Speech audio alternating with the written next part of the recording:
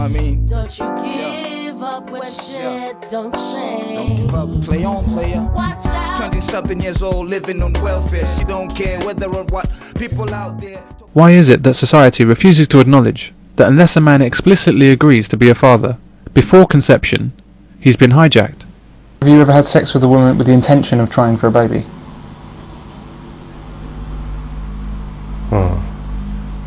No, I haven't. So every time you've had sex up to the current time, you've not intended to have a baby, it's been for some other purpose? Yeah, I think pleasure is usually the number one purpose. Now you men out there, of all the times you've had sex, and with all the girls, how many of those times were you trying for a baby? And looking back at some of the women, could you even imagine having children with some of them? The girl with the great tits, but a face for radio. The girl who thought Japan was the capital of China. Where does roast beef come from? Arby's? The one who turned out to have a hardcore personality disorder. The one you simply didn't want to be with for more than one night. You know the ones I mean. You'd rather chew off your own arm than have her be the mother of your children. Yet many men get caught in just this situation. The woman decides his fate. The woman decides if he'll be a father or not. A man's opinion, hopes and dreams are all irrelevant. And this, in a male-dominated society. The simplest description of this situation is slavery. It's slavery because it's no accident that men don't have control of their fertility, as women have had since 1960. Men need to start seeing pregnancy, and particularly childbirth, the way it really is.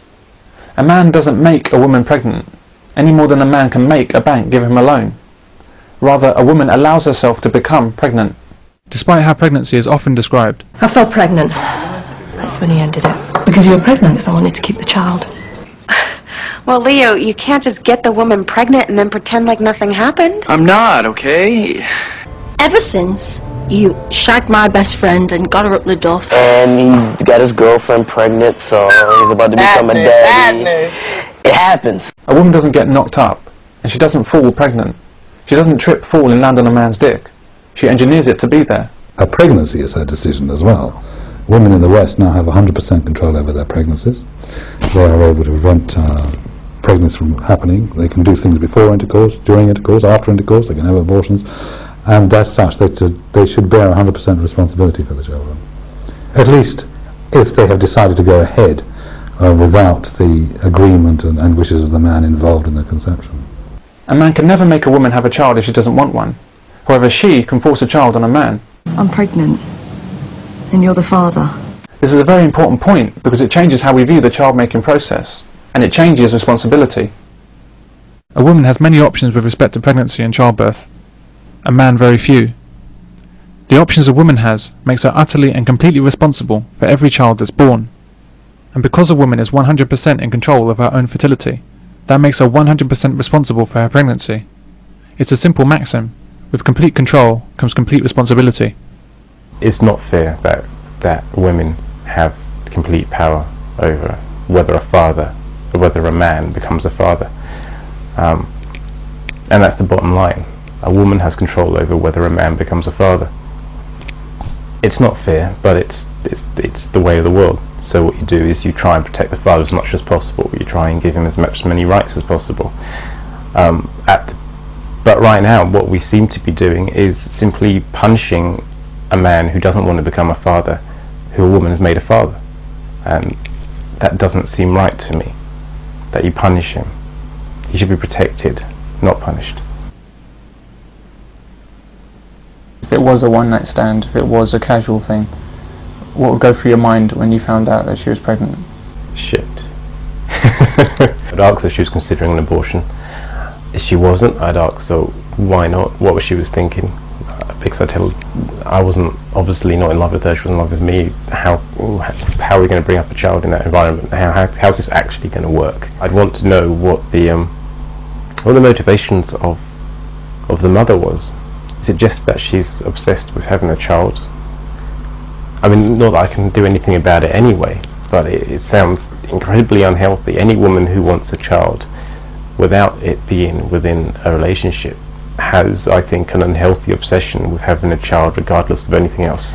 It may simply be a biological clock ticking down, but that's an animal instinct, and we are human beings, and you control that. that's, I would consider, almost a psychopathic problem. By bearing unwanted children, she's inflicting damage on absolutely everyone. The child, the father, and even strangers who might one day have to deal with crimes committed by her fatherless, maladjusted child. It's basically an assault on society, and yet society assists her in this crime. If you, at the end of making this video, want to go up to Cardiff and see the social services up there, they'll take you. There are acres and acres and acres of council flats, I mean thousands, of just single women with children. That's the future. There's another one in Bristol. They're all over the place. Nobody sees them, nobody knows about it, but largely there are no men on those estates. If a woman worked in a bank and gave a customer a loan of even £1 without knowing his surname, she'd get the sack for gross negligence.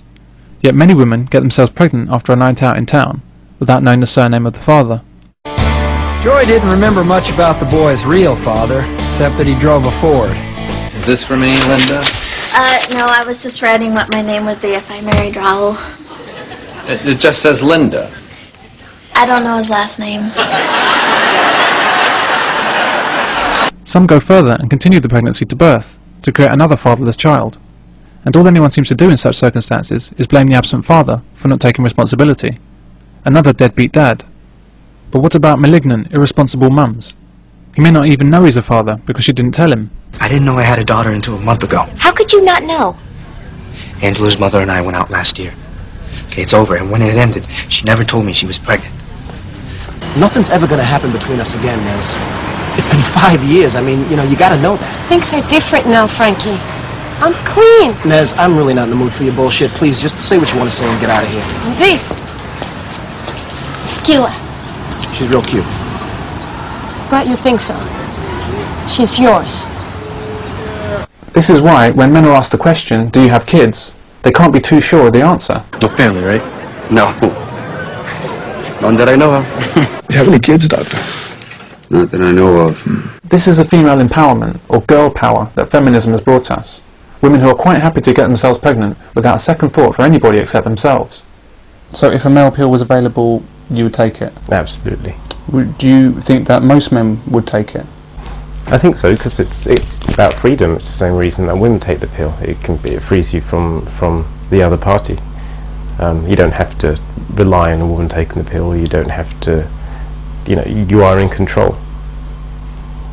And there will never be an unwanted pregnancy. Well, if both you have the ability to take a pill, then I cannot see how unwanted pregnancies could possibly happen. No man could be duped into fatherhood.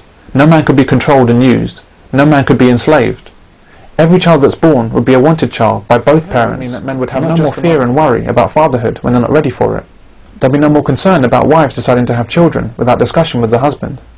There'll be no more Boris Becker cupboard children and the like, born to women turning casual sex into cash flow sex. There'll be no more one-night stand children born to women who think they're doing the right thing by having a child by one of the 3 men she had sex with that week. The male pill will be a building block for strong families again in an age where women have destroyed the meaning of family and who now seek surrogate fathers and husbands through the state. The legal profession would take a huge blow as lucrative divorce and child custody work would disappear overnight. Men would be able to choose the wives and partners they want to be with instead of being chosen without their consent. Without a doubt, the male pill will be the greatest liberator of men and the most positive boost for families in the whole of history. And that's why it may never happen. The very last thing that government, businesses and women want, could ever want, is for men to control childbirth. It would mean disaster for government's control of men, and disaster for business revenues, for the simple reason that broken families spend a lot more than those that are intact, and so are worth a lot more to a vast array of agencies. Direct beneficiaries of broken families are too numerous to ever fully catalogue, but they can collectively be described as the abuse industry. The birth rate would reduce hugely, because most children today are born without the consent of the man. House prices would come down, taxes would lower,